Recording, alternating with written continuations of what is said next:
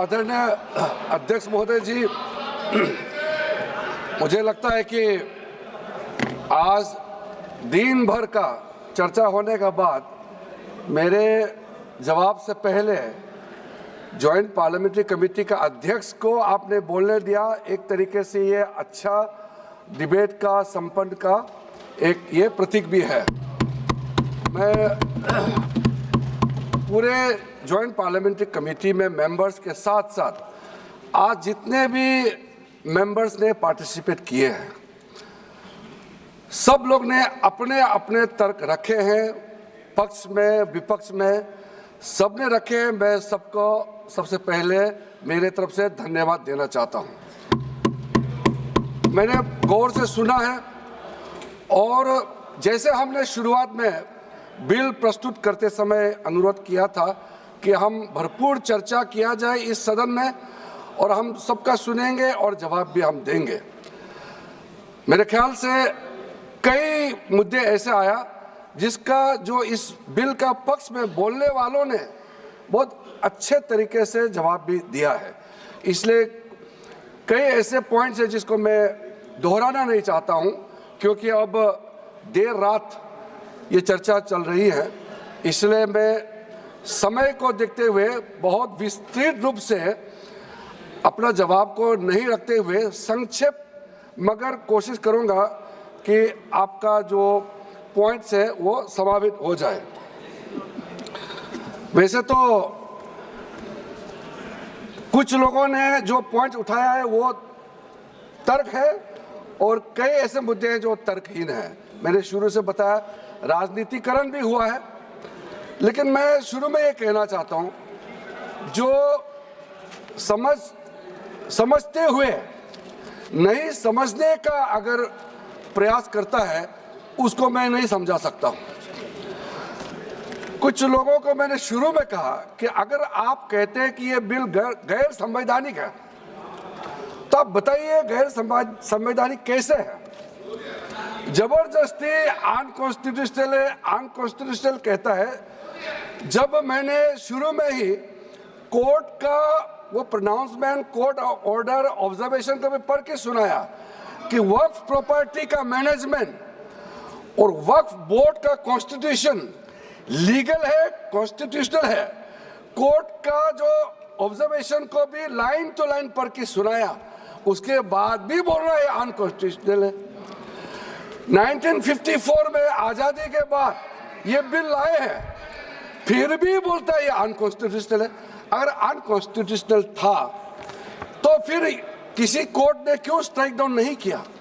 इसलिए मैं इस सदन में कहना चाहता हूं, कुछ शब्द ऐसा होता है कॉन्स्टिट्यूशनल, अनकॉन्स्टिट्यूशनल, ये हल्के में इस्तेमाल नहीं करना चाहिए।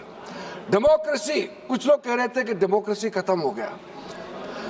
इस तरह का जब हम शब्दों का इस्तेमाल करते हैं तो खुद भी सोचना चाहिए। हम लोग संसद सदस्य हैं, इस सदन का सदस्य होने के नाते जो शब्द हम लोग प्रयोग करते हैं उसके पीछे जो भाव है उसको समझना होगा। हम हल्के में अगर इस्तेमाल करते हैं शब्दों को तो जो सुनने वाला क्या सोचेंगे। इसलिए अब देखो, ये अपना बात करके फिर जब समझाता है वो समझने वाला तो है नहीं, इसलिए मैंने उम्मीद भी छोड़ दिया ये समझेंगे। माननीय मंत्री जी, यहाँ सब विद्वान सदस्य हैं। आज मैं सर आपको शुरू से कहा कि सबको अपना बोलने का हक है, अधिकार है, लेकिन हल्के पलके में यहाँ टोका टोकी नहीं होना चाहिए। अगर आपका पॉइंट ऑफ ऑर्डर है तो पॉइंट ऑफ ऑर्डर का संख्या बताइए, आप उसका यहाँ सदन में बात रखिए। ऐसे बैठे बैठे कमेंट पास करते रहेंगे उससे तो कोई तरीका तो है नहीं है। जैसे कि हमारा कई सदस्यों ने, जैसे मैंने कहा, अच्छा मुद्दा उठाया है। मैं सबसे पहले जो हमारा छोटा भाई समान है, लेकिन अभी कांग्रेस का डिप्टी लीडर है, गौरव गोगोई जी है, राजा जी है, कई लोगों ने मुद्दा जो उठाया उसको मैं पहले संक्षेप में जवाब देना चाहता हूँ। आपने बोला कि ये वक्फ यूजर को कैसे ओमिट कर दिया है और इसका फायदा क्या है, इसको हटाने से क्या फायदा होता है।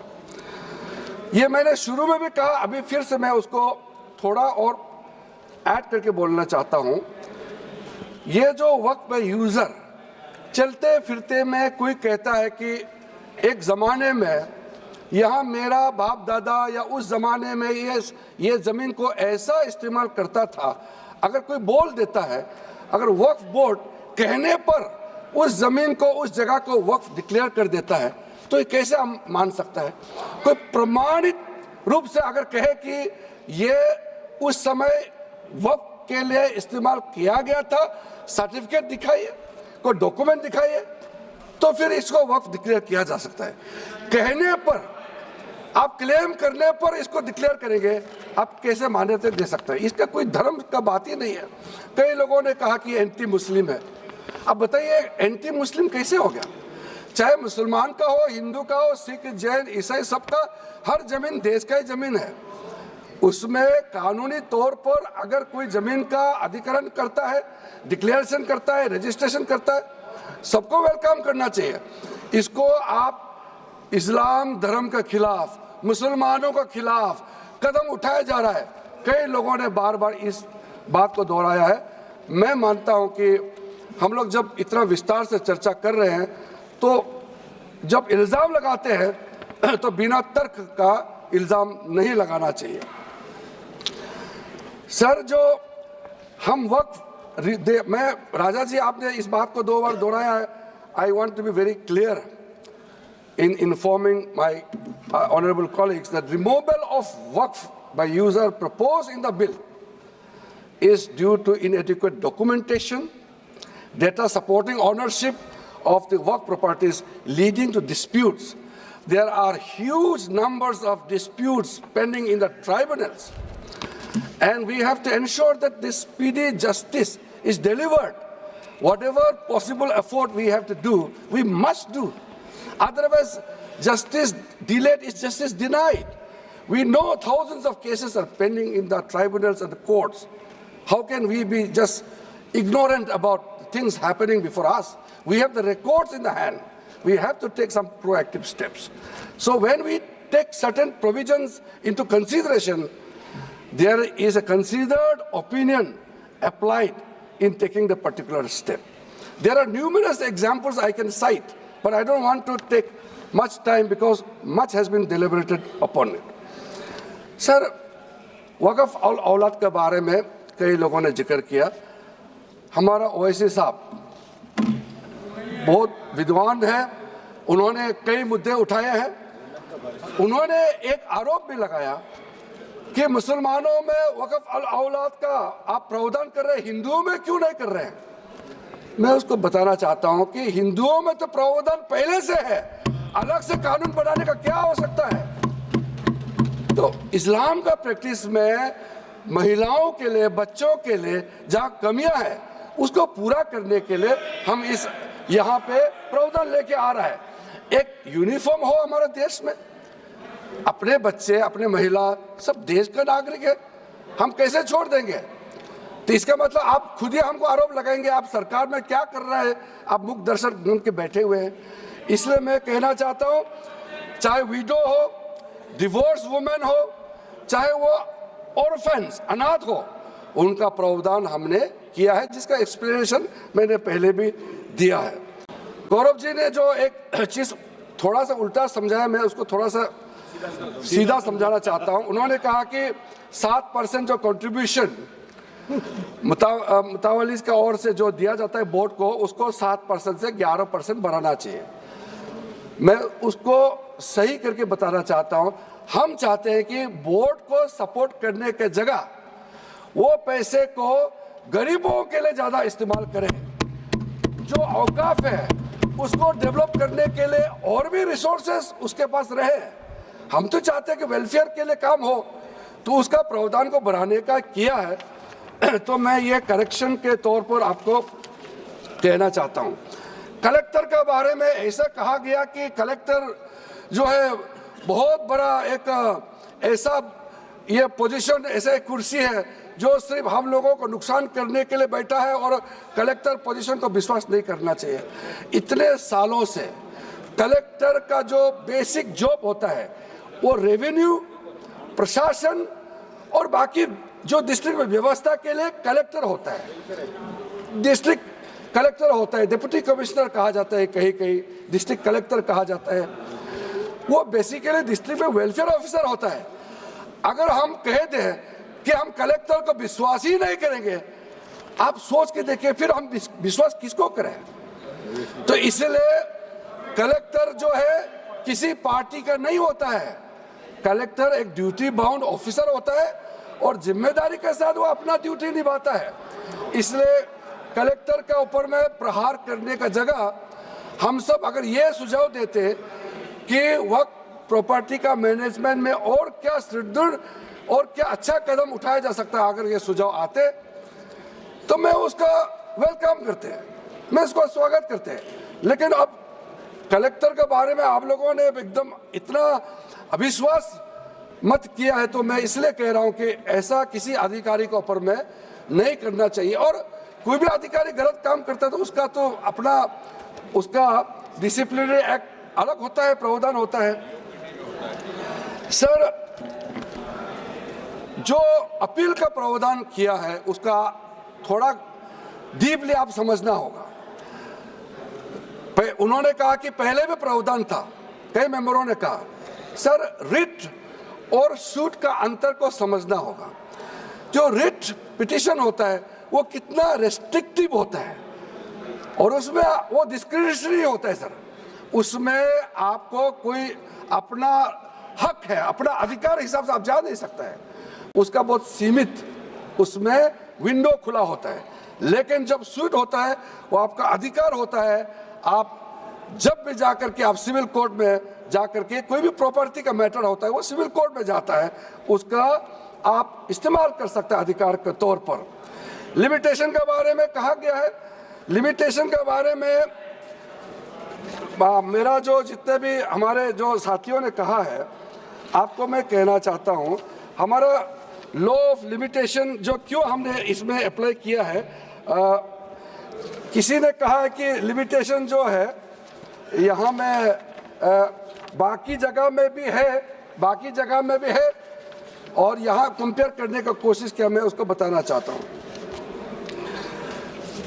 आपने जो एग्जाम्पल दिया कि लॉ ऑफ लिमिटेशन यहाँ क्यों लगाया और हिंदुओं में क्यों नहीं लगाया, रामलला का एग्जाम्पल दे करके मैं बताना चाहता हूँ, आप समझ जाएगा।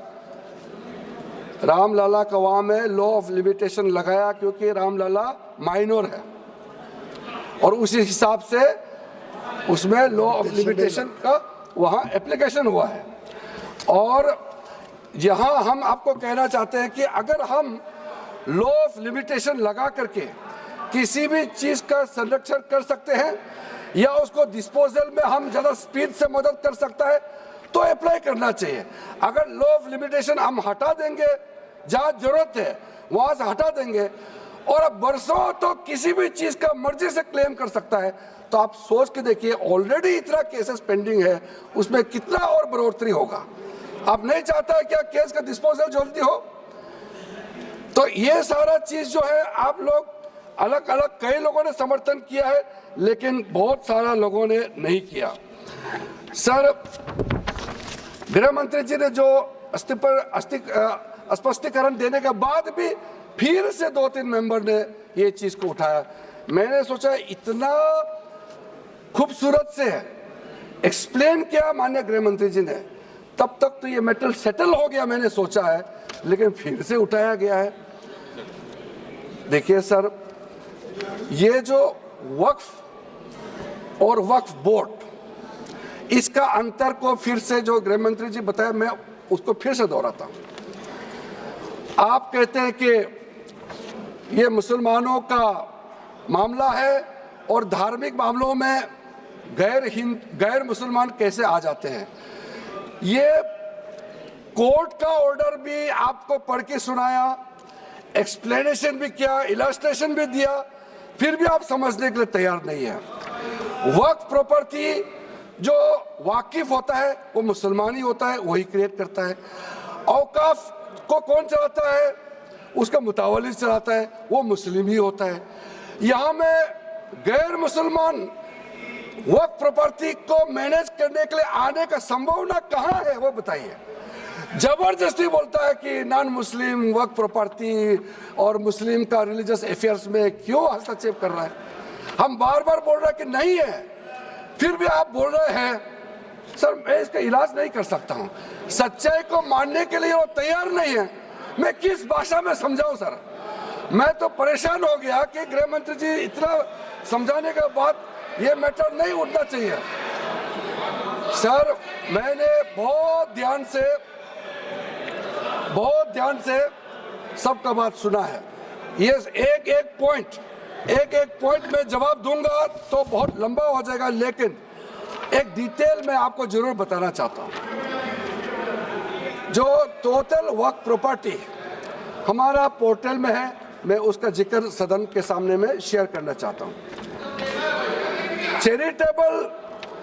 चैरिटेबल पर्पस के लिए हम लोग कहते हैं, कैसे इस्तेमाल हुआ है, कितना हुआ है, आप खुद सुन लीजिए।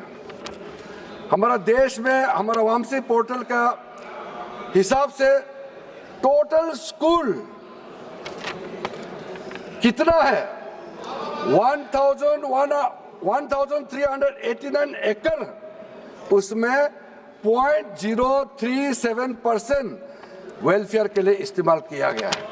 मदरसा कितना है, 1,85,756 एकड़ है, और इसमें वेलफेयर के परसेंटेज कितना है, 4.9%। मुसाफिर खाना कितना हमारा देश में, 4,710 एकड़, कितना परसेंटेज वेलफेयर के लिए इस्तेमाल किया गया है, 0.12%। ये चैरिटेबल का मैंने बताया। और कमर्शियल का कितना प्रॉपर्टी है और वेलफेयर के लिए कितना इस्तेमाल करता है। एग्रीकल्चर लैंड 6,27,692 एकड़, सिर्फ 16.7% ही वेलफेयर के लिए इस्तेमाल किया जाता है। टोटल बिल्डिंग 5,994 एकड़, सिर्फ 0.1% इस्तेमाल किया जाता है। इसी प्रकार से घर है, ऑर्चार्ड है, प्लॉट है, फिशिंग पॉन्ड है, दुकानें हैं, कई ऐसा प्रॉपर्टी जिसका परसेंटेज 1% से भी कम वेलफेयर के लिए इस्तेमाल किया जाता है। और रिलीजियस जगह जो है, जैसे ईदगाह है, 2,85,256 एकड़ है, 7.6% ही वेलफेयर के लिए इस्तेमाल किया जाता है। वैसे इमाम बाड़ा और चौकी करबला जो है, मोस्क, तकिया जो मज़ार या दरगाह होते हैं, ग्रेवयार्ड जो कब्रिस्तान कहते हैं, सबका हमने जो देखा है वेलफेयर के लिए इस्तेमाल का परसेंटेज 1% से भी कम है, और 1% से ज़्यादा है तो बहुत कम है। इसलिए मैं डेटा में नहीं जाते हुए, क्योंकि डेटा देने का इतना ज़्यादा डेटा है, आप लोग डेटा सुन के बोर हो जाएंगे।